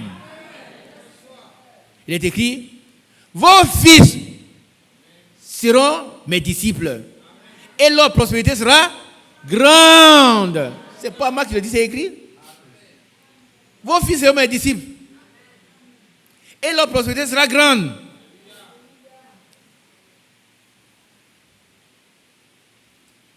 Amen. Et dans Jean, je crois, 3 Jean, qu'est-ce qu'il est écrit? Par rapport à la prospérité, je souhaite que tu prospères à tous égards. À tous égards. Qu'on prospère l'état âme. de ton âme. Donc, tous doivent être restaurés. Non, tout. C'est pas une église où vient se rassembler des gens, bon, ben, ils sont là. Frère, je souffre. Non. On peut avoir des épreuves, on ne passe pas par là. Il doit y avoir des épreuves. Mais est-ce qu'on doit manger chaque jour là? On n'a pas besoin de chercher. Dieu l'a déjà acquis pour nous. Cela existe déjà. Amen. Allons-y, mon frère. Verset 25. Je vous remplacerai les années qu'ont dévoré la sauterelle. On dit Amen. Amen. Frère, tout ce que le diable a dévoré, je crois que quelqu'un a dit que c'est une même bête dans ses différentes mutations. Tout ce que le diable a dévoré, c'est le diable. Le diable fait de mauvaises choses. Par contre, le méchant a été créé pour un but. Quand il s'agit de détruire, c'est lui qu'on envoie. Et puis c'est le travail. Et rapidement, il détruit tout. Hein? détruit tout. Tout le monde est malade, il n'y a pas d'argent pour aller à l'hôpital, la société est tombée, on est là au chômage. C'est pas normal.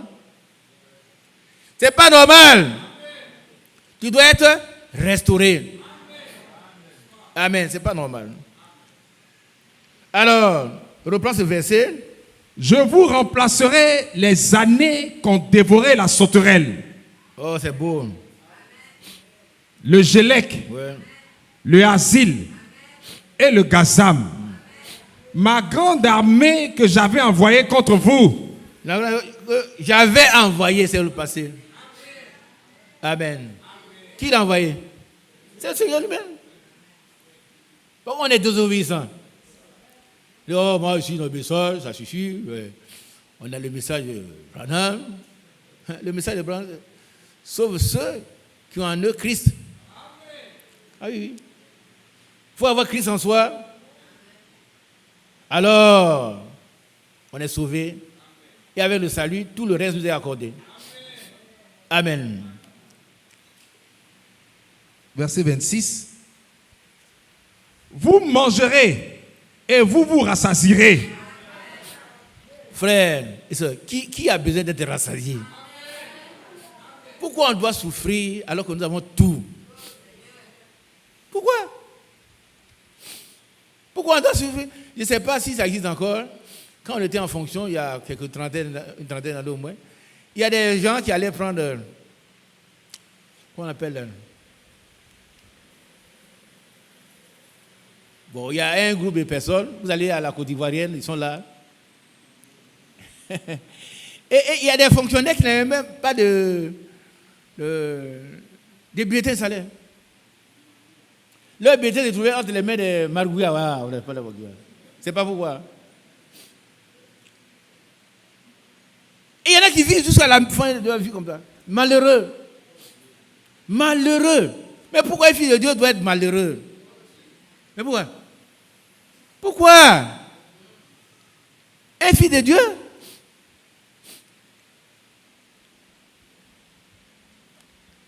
Le grand Dieu du ciel,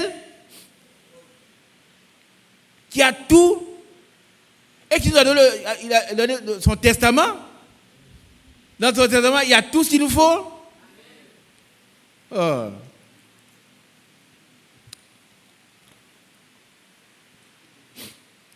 Si quelqu'un vous donnait un chèque,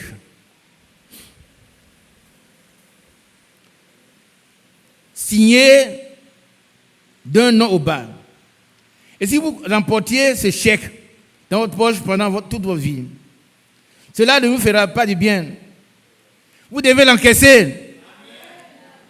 Ainsi, chaque promesse de la Bible est signée au bas du nom de Jésus. Et la banque du ciel est responsable.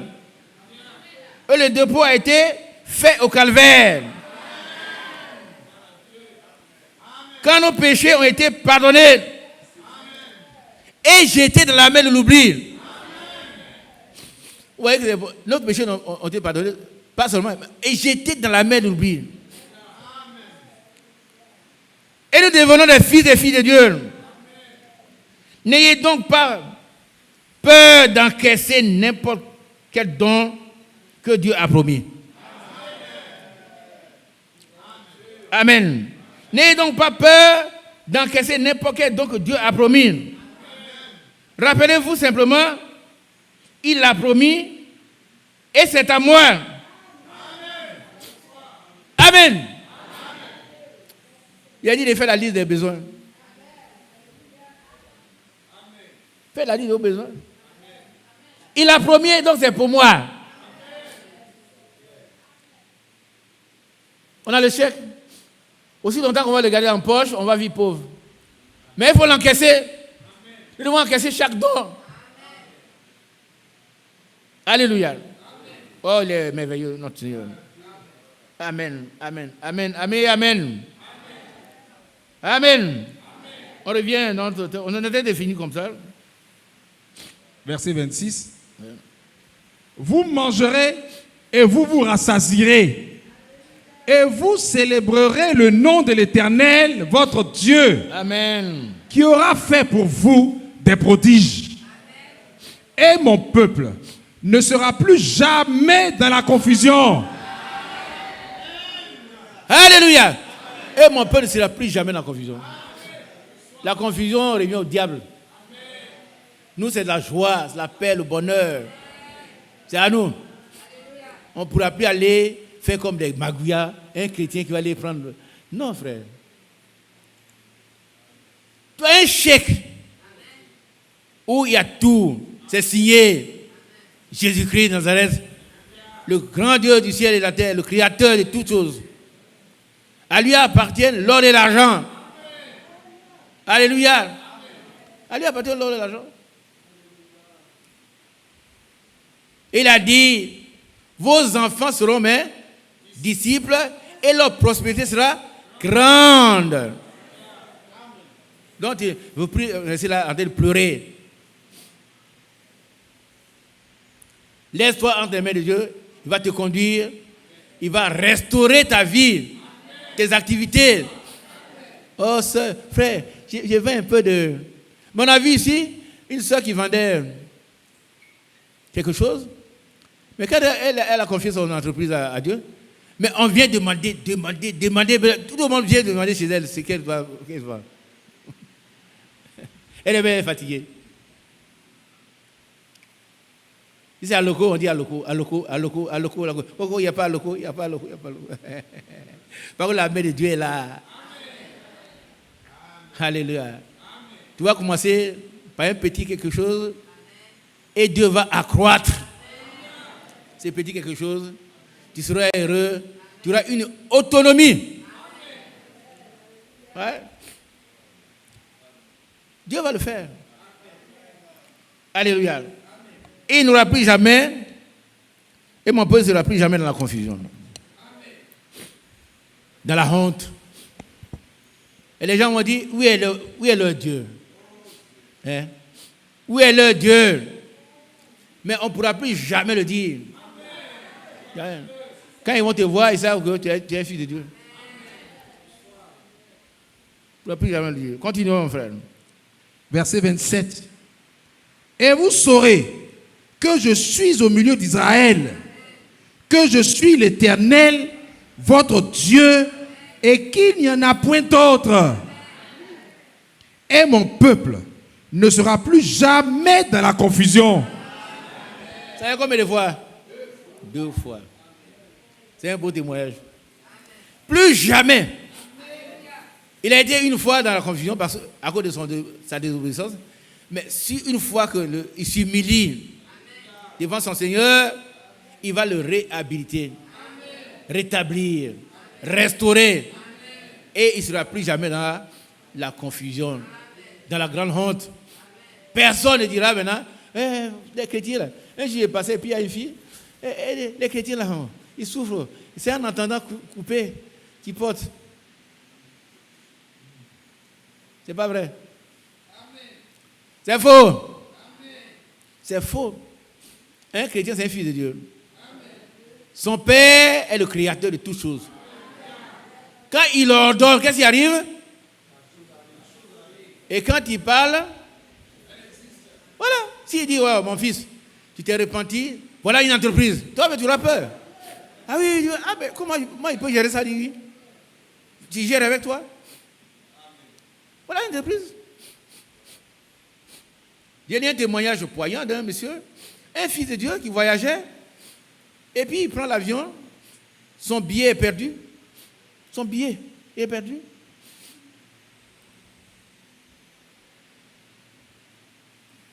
Donc on devait le mettre au dehors.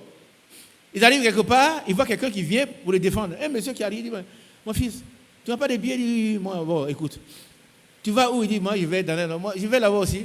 Donc il a pris tous les billets, il a payé pour l'autre. Il a tout réglé. Ils sont allés sur la destination. Quand il est descendu chez lui, il regarde, il n'y a plus personne. Il n'y a plus personne. Hein? Dieu l'a envoyé pour régler son problème. Et puis regardez derrière lui, il n'y a plus personne. Oh, quel merveilleux Seigneur. Prenez Dieu au mot, frère. Ne pensez pas qu'à mon âge, je sois là pour vous raconter des histoires. Non, non, non. Ce sont des choses réelles.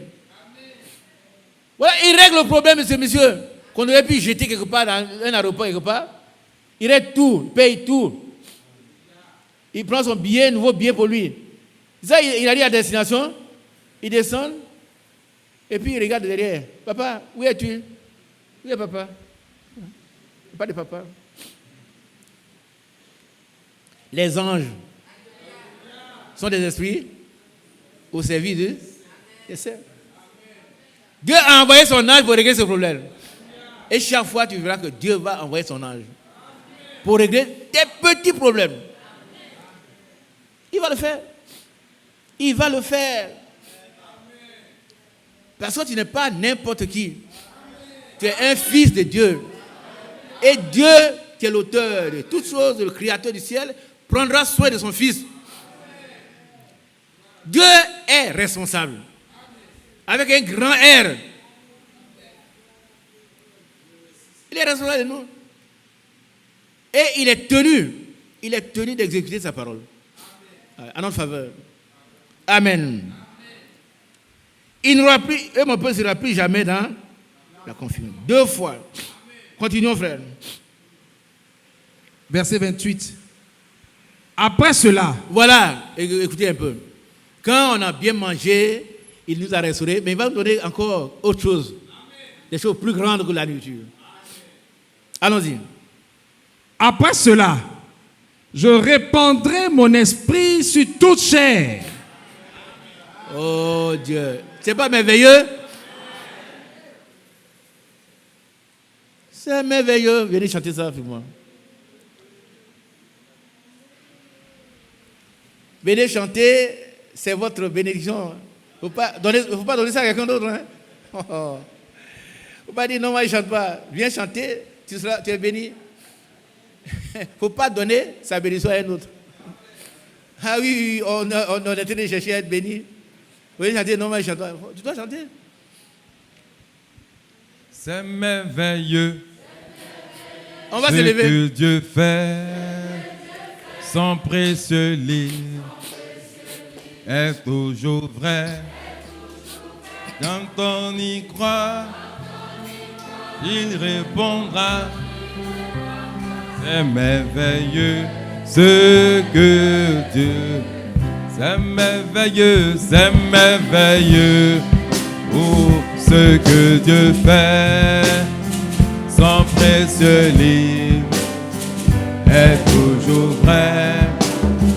Quand on y croit, il répondra. C'est merveilleux ce que Dieu.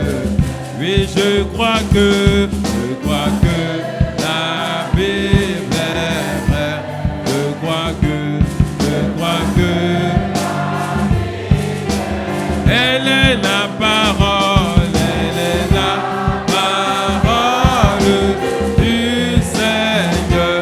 Je la serre dans mon chaque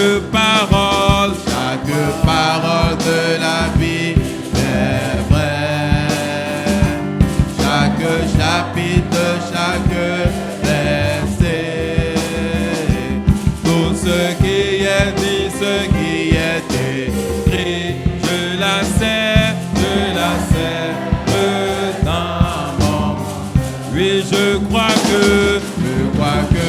la Bible est vraie. Je crois que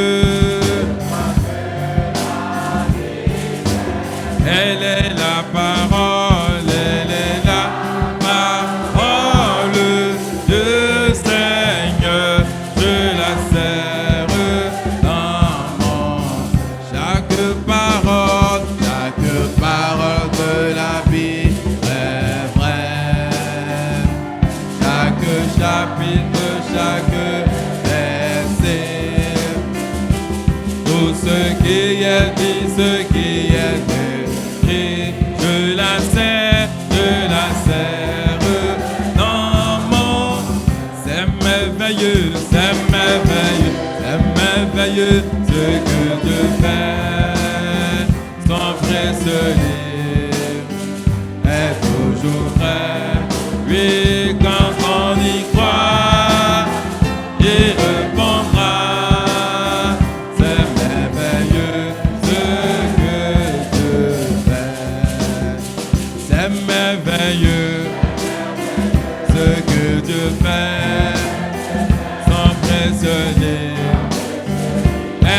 toujours vrai. Et quand on y croit, il répondra. C'est merveilleux.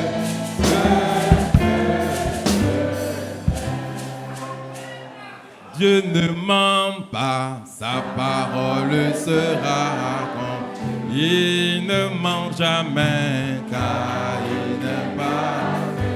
Jésus-Christ ne ment pas, sa parole sera accomplie. Il ne ment jamais, car il n'est pas. Oh, Jésus-Christ ne ment pas, sa parole sera accomplie. Il ne ment jamais, car il n'est pas. Ce qu'il a dit arrivera, sa parole sera accomplie. Il ne ment jamais. Jésus-Christ ne ment pas.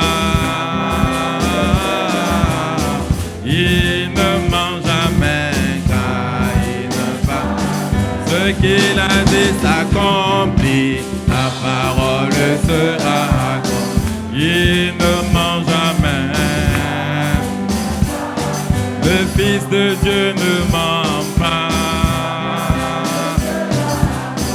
Il ne ment jamais, car il n'est pas. Oh, Jésus-Christ ne ment pas. Il ne ment jamais. Le Fils de Dieu ne ment pas. Sa parole sera accomplie. Il ne ment jamais, car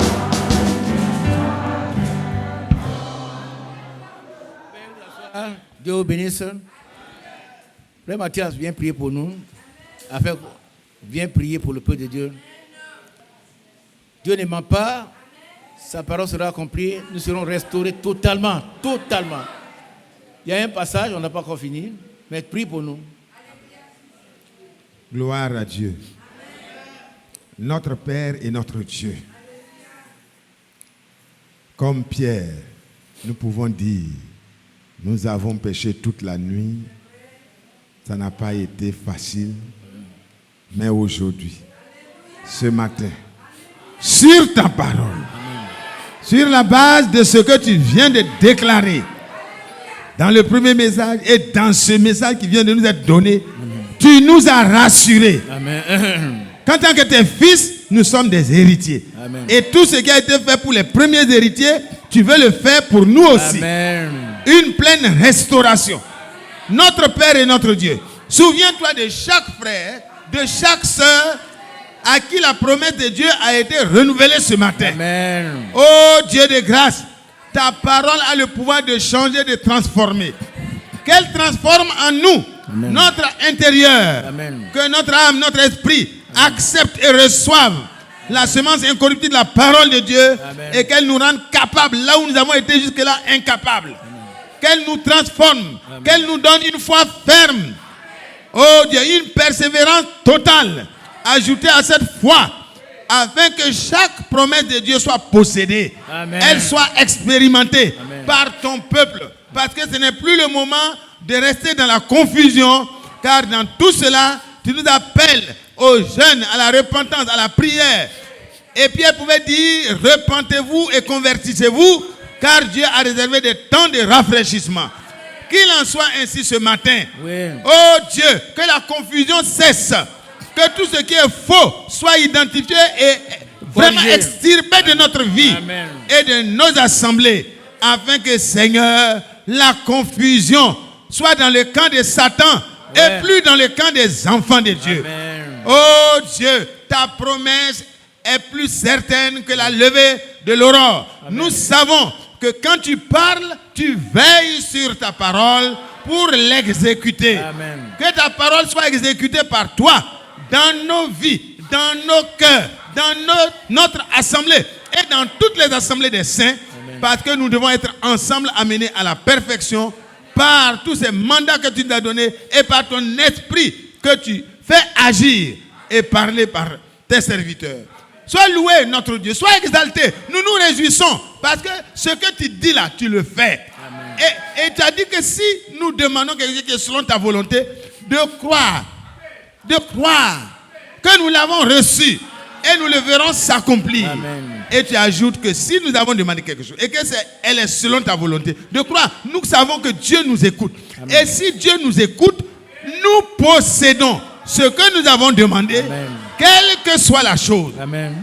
Donne à chaque frère, à chaque sœur, la certitude, l'assurance, la certitude. Oh, une pleine assurance, une ferme assurance de posséder tout ce qui a été lu ici par ton serviteur.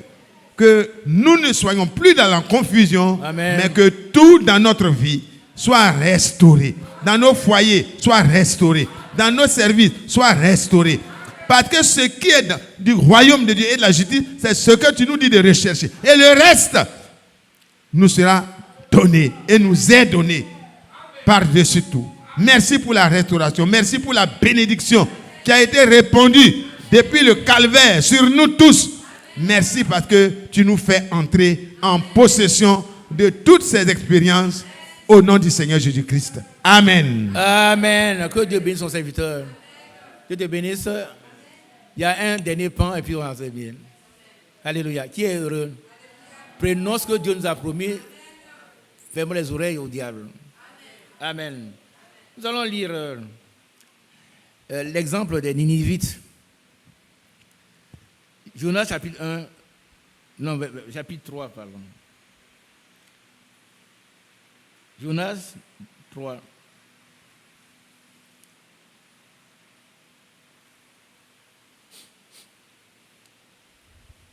Ils sont fatigués, mais regarde, je vais finir. Si, je vais finir. Je vais finir. Jonas. Allons-y, mon frère. Jonas oui. Chapitre 3, verset 1. La parole de l'Éternel fut adressée à Jonas une seconde fois, en ces mots.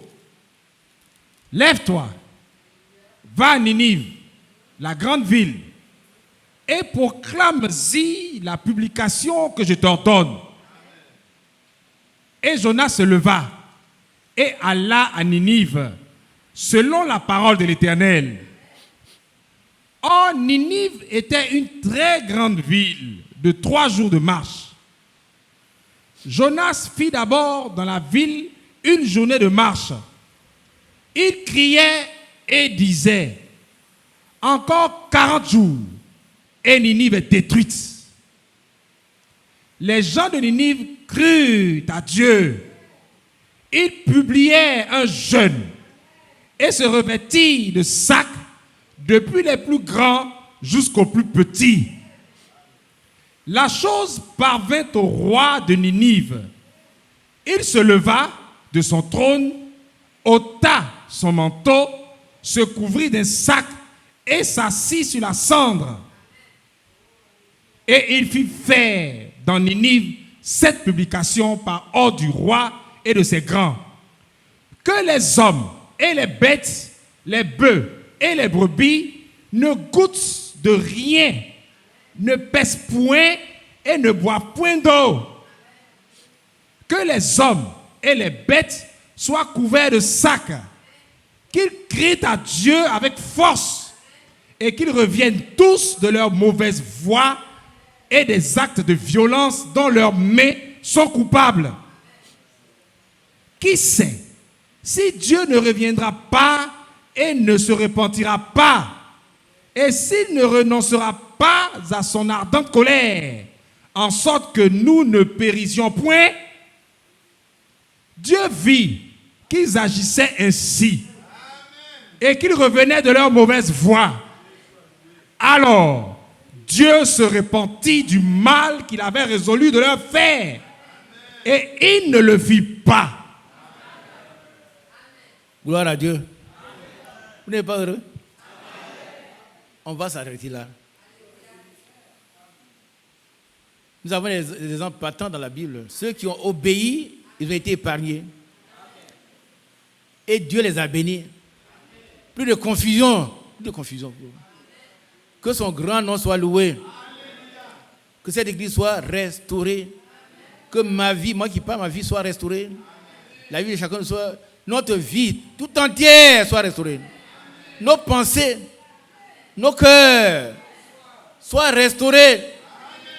Si j'ai envie de parler de quelqu'un en mal, que Dieu m'aide à me taire. Que je ne présente que le bon côté. L'autre côté qui est mauvais, j'ai le devoir d'aller le voir pour qu'on règle. Si je peux l'aider. Si je ne peux pas l'aider, je me tais. Si je ne veux pas aller le voir pour qu'il puisse l'aider, je me tais, mais je dois montrer ce qui est bien en lui. C'est valable pour nous tous. Nous tous.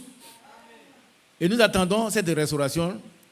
J'attends qu'on soit d'accord pour venir ici, passer une nuit. Prions pour que ce soit possible. On ne viendra pas pour regarder quelqu'un. Hein. C'est lui qui est... Non, lui, le problème c'est moi-même. Qui comprend? C'est mon problème personnel. Parce que l'église est constituée d'individus, ce n'est pas de murs. Si moi je suis restauré, ma famille est restaurée, l'église sera restaurée. Et nous ne serons plus jamais dans la confusion. Et en dehors de la nourriture matérielle, Dieu va nous bénir en répandant son esprit puissamment sur nous. Et c'est sur ce passage-là que Pierre a rapporté le jour de la Pentecôte. Que son nom soit loué, exalté, magnifié. Et que chacun soit fort, fortifié, rétabli. Et que le plus faible parmi nous soit comme David. Et que ce démon, ce diable, cet incirconcis ne vienne plus troubler le peuple de Dieu. Au nom de Jésus-Christ. Qu'il soit au dehors pour toujours. Et chaque fois qu'il revienne, il reviendra à la charge, nous soyons capables de savoir, de reconnaître que nous sommes des fils de Dieu, des gens armés pour le chasser. Par contre, nous allons pouvoir le faire. Je vous ai donné le pouvoir. Ce n'est pas moi, c'est le Seigneur qui dit. Je vous ai donné le pouvoir de marcher sur les scorpions, sur les serpents, et sur toute la puissance de l'ennemi. Et rien ne pourra vous nuire. Recevons cela.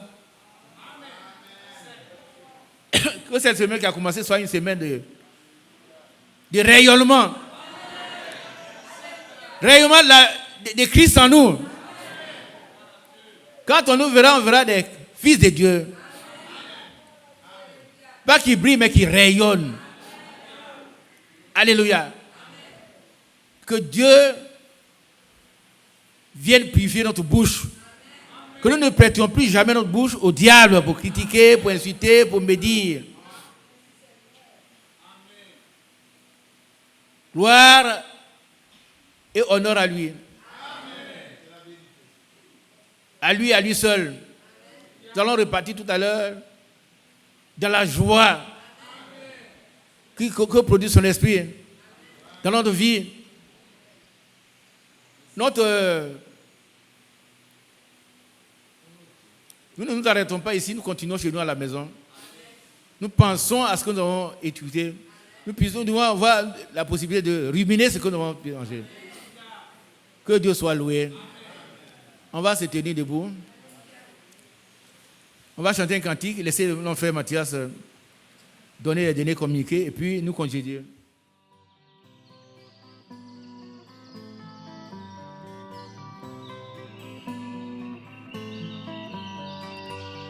J'aime l'Éternel,